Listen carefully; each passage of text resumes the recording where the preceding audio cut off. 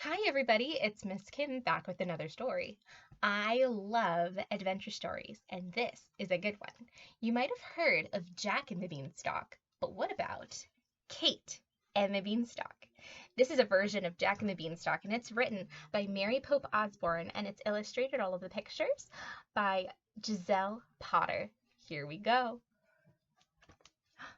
Just by opening the book, we can already see the castle in the sky and the beanstalk down below. Ooh, this is exciting. Long ago, a girl named Kate lived with her mother in a humble cottage. One day, after a hard winter, Kate's mother was in despair. "We are sure to die from hunger," she said, "unless we sell our only cow to get money for food." Kate was a plucky young girl who loved to help. "Don't worry," she said, giving her mother a hug. "I'll take care of everything." And she set out for the market with their cow. Off she goes. On the way, Kate met a beggar holding a small sack. "Magic beans?" the beggar said in a creaky voice. "How extraordinary!" said Kate when she saw them, for the brown beans shone like dark gold. "I don't think I can live without them." "They can be yours in exchange for your cow," said the beggar. Without another thought, Kate traded her cow for the beans and rushed home to give them to her mother.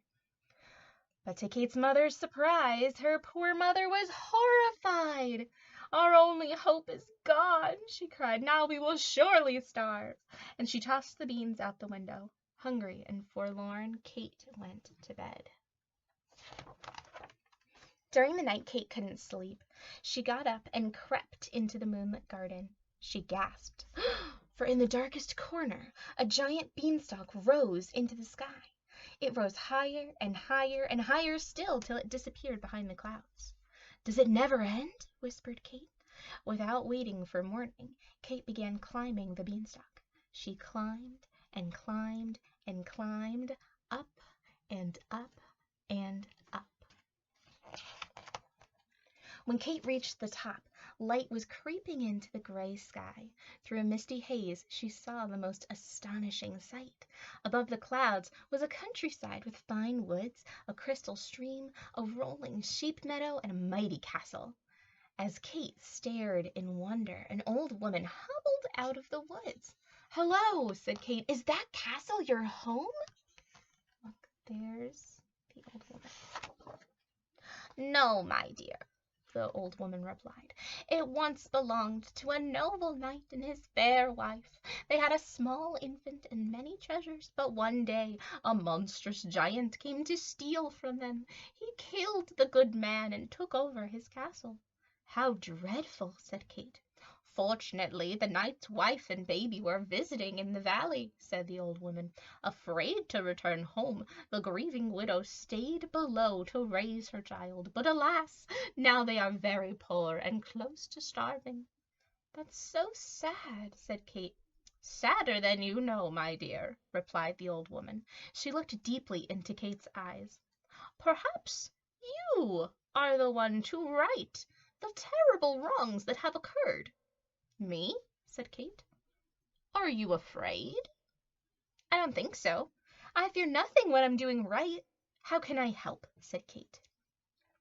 "The knight had three precious treasures: a hen that lays golden eggs, a bag filled with gold coins, and the most wondrous harp in all the world," said the old woman. "If you find these and return them to the knight's widow, then she and her child will not die from hunger." Kate took a deep breath.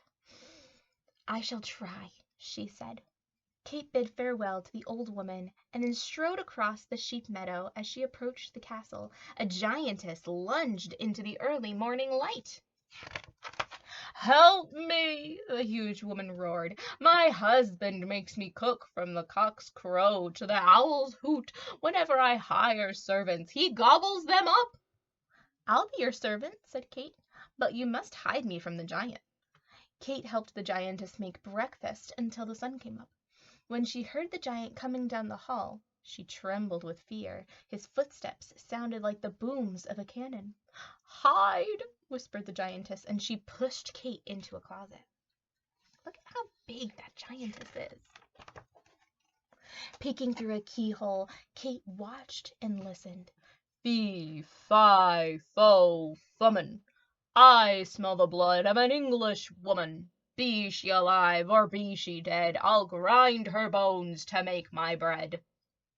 Don't be silly, said the giantess. You only smell the wagon load of bacon I fried you for breakfast. Oh, said the giant. When the giant finished eating, he said, Bring me the knight's hen. And the giantess brought out a small brown hen. Lay, ordered the giant. And the little hen laid a golden egg. Do you see it there? Shining bright as day. Ha ha ha ha ha, roared the giant. I love my lovely little stolen hen. And he put down his head and fell asleep, snoring as loud as thunder. Ever so quietly, Kate crept out of the closet. Here she comes. She grabbed the hen and rushed from the castle. She ran across the sheep meadow to the beanstalk. Down and down and down she climbed and climbed and climbed until she landed kerplop in the garden. Kate sighed with relief. It's better if Mother doesn't know of the danger I've been in, she whispered to the hen. Stay here until I can return you to the knight's poor widow. Kate hid the hen behind a bush, then slipped back inside to her house. Kate knew she must disguise herself to return to the castle. That night she dressed in a wig and a beard and crept out to the moonlit garden and climbed the beanstalk again. Kate climbed and climbed and climbed up and up and up. Look at her silly disguise. In the light before dawn, Kate crossed the sheep meadow and knocked on the castle door. When the giantess came out, she roared, Help me! I need a servant! The last one stole our hen and ran away. All happened as before. Kate helped the giantess make breakfast until the sun came up. When they heard the giant's booming footsteps and bellowing voice, the giant hid Kate in the closet. Fee, fi, fo, fummin. I smell the blood of an English woman. Be she alive or be she dead, I'll grind her bones to make my bread. Calm down, said the giantess. You only smell the mountain of hash I made you for your breakfast. Oh, said the giant. When the giant finished eating, he said, Bring me the knight's money bag. The giantess brought out a bag filled with gold coins, and the giant greedily counted them. Ha, ha, ha, ha, ha, ha, he roared. I love my lovely little stolen coins. Soon the giant's head began to nod.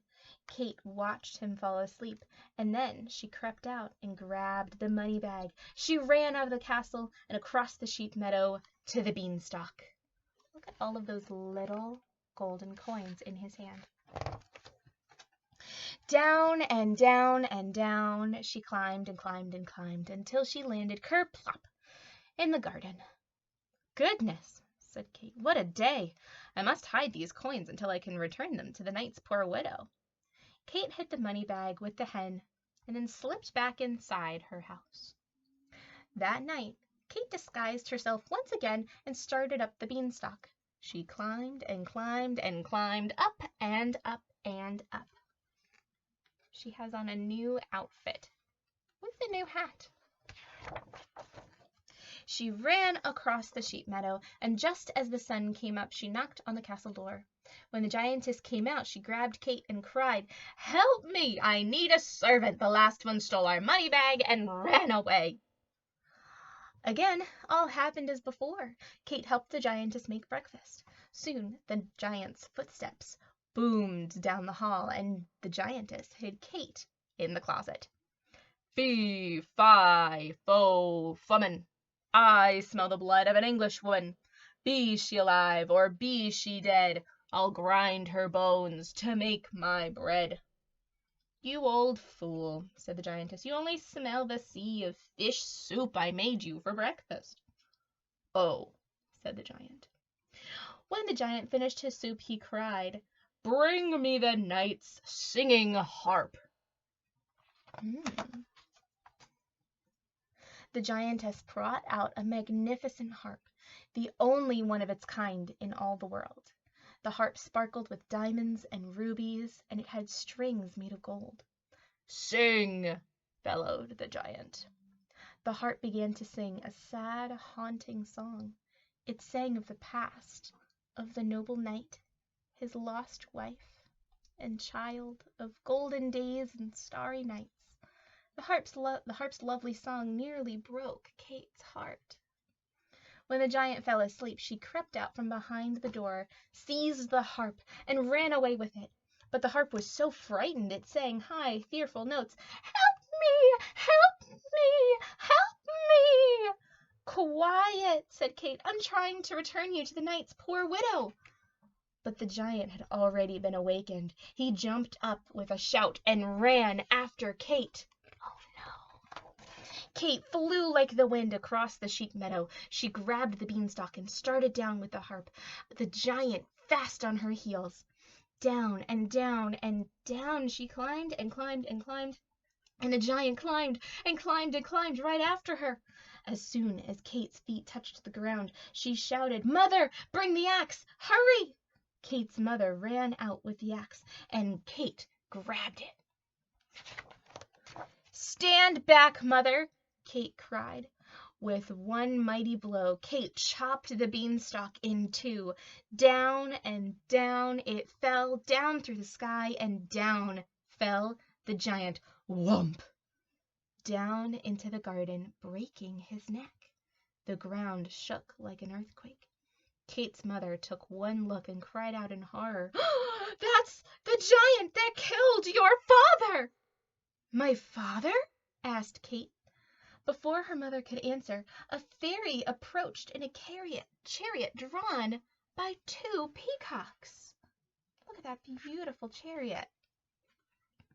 "Greetings, brave Kate," she said. "As queen of the fairies, I have long wanted to avenge the treachery done to the good knight.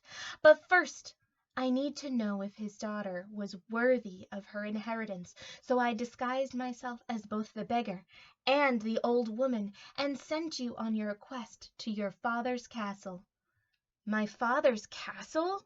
Kate looked at her mother, who nodded. "I never spoke of your father after he was slain," Kate's mother said. "He would be most proud of you now." Kate hugged her mother, and they wept for the sorrow and wonder of it all.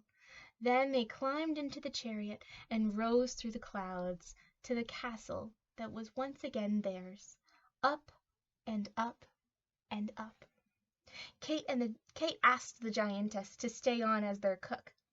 "Thank you for your kindness," said the giantess. "Would you like a biscuit and jam?" "Indeed," said Kate and her mother, and the giantess served them a biscuit as big as a cow. My goodness. The end. Wow. That castle was actually Kate's. She didn't know it the whole time. Wow. That was a great story. Thank you for sharing it with me, everyone. All right. Bye.